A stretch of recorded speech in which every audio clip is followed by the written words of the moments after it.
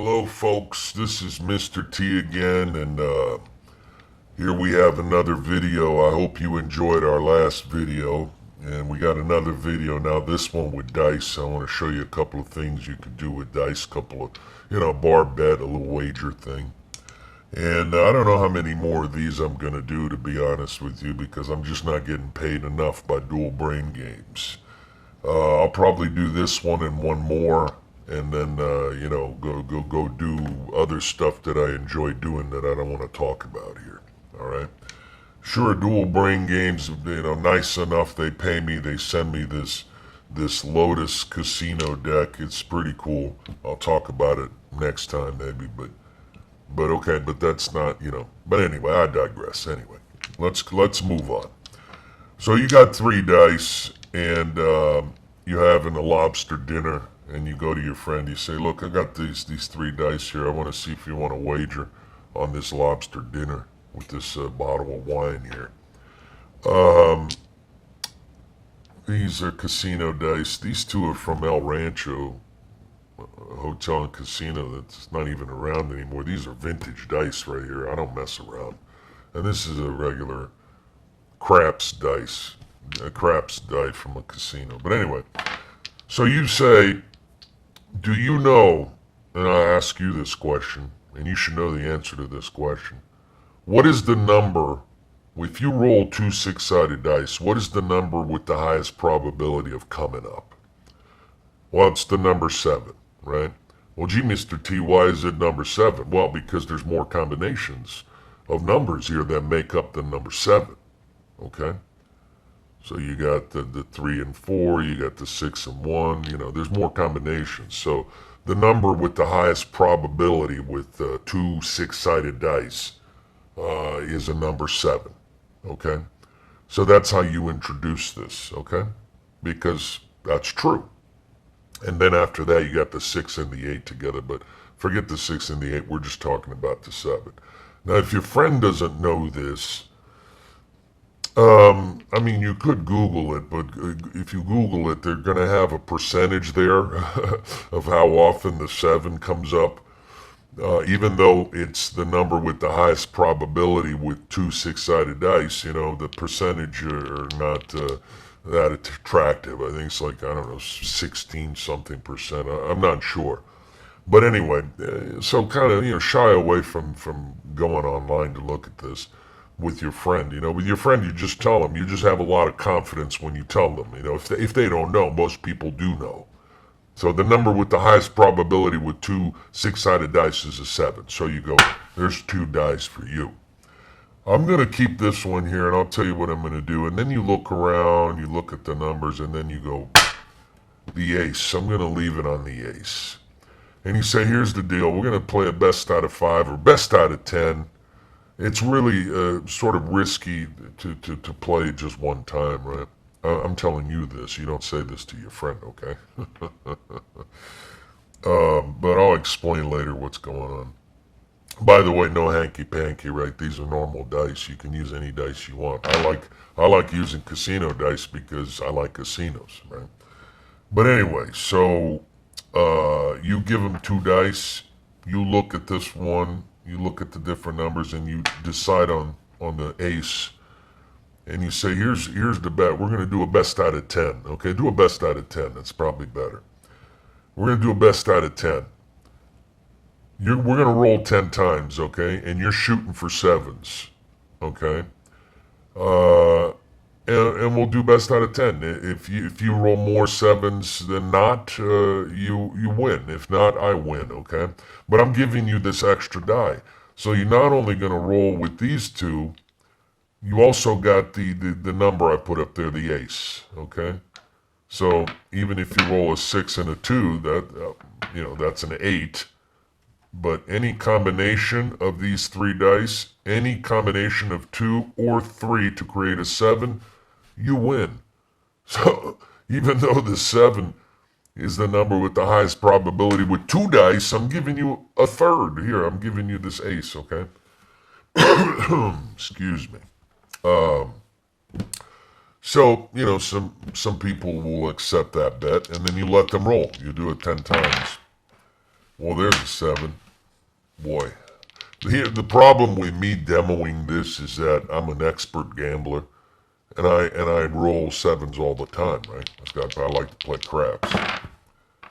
But here, I didn't roll a 7 even with 3, right? So there's no 7 there. So right now it's even, 1-1. Okay, so now I'm ahead 2-1. Your friend's getting in trouble. 3-1, I'm ahead. Boy, look at this. 3 aces. Anyway, you got to be careful with this, right? Because even rolling 10 times, you have a.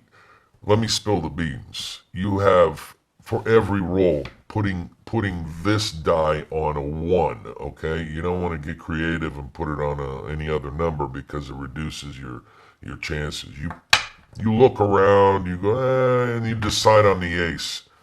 Okay, and you put it on the ace, and the chances of them not rolling a 7 with these two or that is 5 out of 9 times. Okay, so you have an edge there. Okay, so really in this kind of game, the more you roll, if you do a best of 20, the problem is, how it's hard to keep track of 20 rolls. What are you gonna do? You got M&Ms or something? You got a little pencil. Even 10 can get confusing if you've had a couple of glasses of wine, right?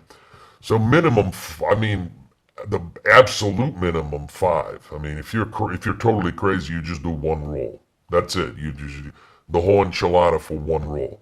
You still have an advantage that they're not going to roll the 7. Okay, so 5 out of 9 times they're not going to roll a 7. Okay, that's how it works. If you put the 1. Okay, so you let them roll. You let them roll 5 times or 10 times, and you keep track. There, they hit a 7 with these two. Okay, but most of the time they did not hit it there. Most of the time they're not going to hit the 7. Okay, but you got to be careful with this. You got to be careful with this because it's not 5 out of 9 times. That sounds great. But sometimes, again, it sounds great if you're rolling 100 times. that sounds great, but who's going to do that, right? So minimum 5 times, or best out of 10 for this little wager here. But you got to put it on the 1, right? If you're going to do the extra die. Another way to do this is to just give them all 3. Because even if they roll all 3 dice, they still have a slight disadvantage that they're going to roll a 7 with any combination of 2 or all 3. Okay, believe it or not, right? They still have a slight disadvantage. So again, with this, you want to do best out of 10 or something. Let them roll 10 times. And if they roll a 7, it's a point for them. If they don't roll a 7, it's a point for you. So again, the number with the highest probability is a 7 with 2 dice. You're giving them 3. It's pretty good. They didn't roll it there, right? 4, 5, 6, 7. They rolled it there with 3. So again, you're going to have, they didn't roll it there. You're going to have a slight advantage. I suggest, there's 7. I suggest you play with this because the odds here are slightly in your favor. So sometimes you are going to lose. So I don't recommend going too crazy. The lobster dinner that I mentioned in the beginning. If you were going to pay for it anyway, you may as well do this wager and hope not to pay for it. But the edge is slight. Okay? Again, if you put the ace in the first one, and they roll these 2 10 times to create any combination of a 7, 5 out of 9 times they're not going to do it. Okay? And with with all 3 dice, it's less. Okay, so the edge is very slight. And that's what I wanted to show you with dice. Oh, you know, there's one more thing, and this is sort of a gift for you if you've managed to watch this video here up until this point. Check this out. Now, most people are not going to watch the video this far, right? I know how YouTube works. People are watching videos for like, 2 minutes, a minute, and then they stop watching. So if you're still watching, here's something special for you. You're going to use one die for this. This is sort of a, here, let me do this. I'm going to write something down here on this paper. Let me write something down here. I'm going to write something down here nice and big. Okay? So off camera here, I've written something down. Now here's the deal. Let's do a little wager here, and this has to do with like poker tells, right? This, I suppose you can call a dice tell. A dice tell. There's only 6 numbers here, and you're talking to your friend right now, and you say, you give away some tells, and I can kind of predict how you're going to do this. I'm going to explain to you what we're going to do here. I want you to place this die on one number. Choose whatever number you want. Like, let's say you choose a 5, you put it down this way. And then I want you to choose which number is facing you. Okay? Out of the sides here. Okay? So let's say they choose the 2. Well, there's going to be numbers on the side here. They're going to be sitting there in front of you. And you say, okay, I want you to place the die on the side number that you prefer. Okay? So once they do that, you say, I'm going to roll this dice towards you 3 times. Okay? And we're going to add the number. So go ahead, choose the number. And they go ahead and they look and they go, okay, the 2. Okay, so the 2 has the 1, the 3, the 6, and the 4 on the side, right? So you tell them which one of those numbers do you want towards you, okay? And they say, oh, the 3, okay? They choose the 3 to face them. And you said, okay, I told you I was going to roll this 3 times towards you, right? So we're going to add the numbers. That's a 2, right? 3, 4, 5, 6. That makes 11. 12, 13, 14. Now, the only way I could have possibly guessed that number is if I knew ahead of time, just by instinct or through tells, that you were going to put the 2 and you were going to have the 3 facing you. Because had you gone this way or had you chosen another number, it'd be a different result, right? So it was 14, right? Look what I wrote. Okay?